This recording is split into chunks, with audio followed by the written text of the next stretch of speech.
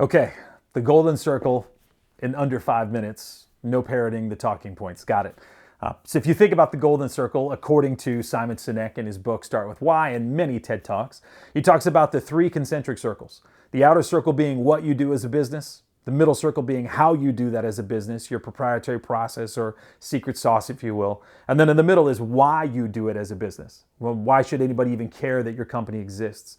What he talks about is many companies do this the wrong way. They work from the outside in.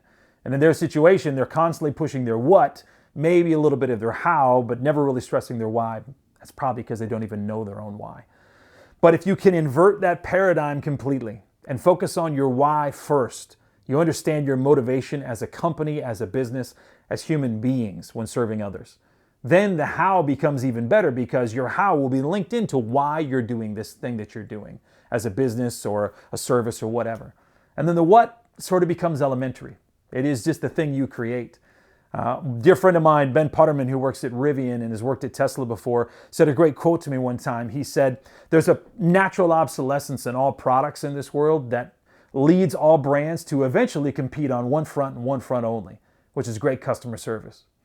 For me, understanding all of what's the golden circle is about, that's what this is, right? If you know your why, you can start to provide better service because you're inspired to make better things happen. If I talk about anything Sinek, I can't get away from leaders eat last, specifically cortisol versus oxytocin.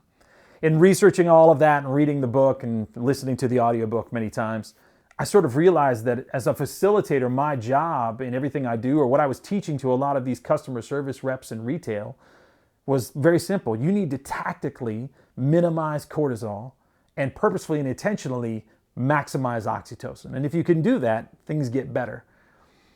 One of my great mentors is a guy named Rick Davis who trains in the neuroscience world. And he introduced me to this thing called the 3 questions. These are the 3 questions that he says patients are asking of doctors when they come in for a healthcare checkup, or things that customers are asking of salespeople when they come into a business and they don't want to be taken advantage of. Or even these are the 3 questions that participants are asking of me as a facilitator when they come to a workshop, whether in person or virtual. And they go like this. Number 1, do you care about me? Am I a human being, or am I just participant 37 or customer 7,842? Number 2, can I trust you? Are you going to do what you say you're going to do? Can I make sure you're not going to insult me or offend me? Or, are you really going to follow through with what you'll say will happen? And number 3 is, can you help me? Can you actually deliver the product that I'm looking for? Now think about that. Care, trust, and help. Which one of those 3 are brands pushing out in front of their customers every single day? Help. Can we help you? How can we help you? We really love the opportunity to help you. But you can't do that unless they trust you, and they're not going to trust you unless they know that you care about them. So what I didn't really ever understand, and I'm sort of seeing more and more, is that the 3 questions are just tied directly to the golden circle. Do you care about me? Well, do you know your why? Do you actually have a real inspirational mindset of what you're after here?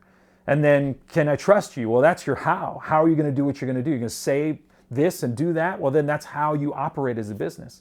And then, can you help me? Well, that's your what? That's your product. Do you have the laptop that I'm looking for with the megs and the RAM and the cameras and I don't want to get technical, right? But the concept just blew my mind that those 2 were interlinked for so long. So one last thing for me, I took the Sinek Start With Why virtual instructor-led class with Matt and Lee, and they did a fantastic job. So I tried to workshop my why, and I got the formula down, that it is to do blank so that blank can happen. It's cause and effect. To do this action so that someone else or even myself can benefit. So my why is not that snazzy, it's kind of clunky, but it goes like this. My why is to create a circle of safety so that others can know the joy of understanding their worth. See, for me as a facilitator, a trainer, or a husband and a father, if I can create a circle of safety by minimizing cortisol and maximizing oxytocin, what I find is I get the opportunity to facilitate, to help people understand their value and their worth. If it was a sales rep at an automotive dealership, really understanding how they can make an impact with the customer if they know why they're doing what they're doing. Or if it's a counselor helping a child or a doctor helping a patient, right? If they understand why they're there, it's so much better than what they're actually physically doing. How do I know that? New York Times 2015 published a story that said the doctors with the best bedside manner were the ones that were sued the least. Nice matters. So that's me. I don't even know if I'm at 5 minutes, but thank you for your time and your consideration. I hope to talk with you all in person soon. Bye-bye.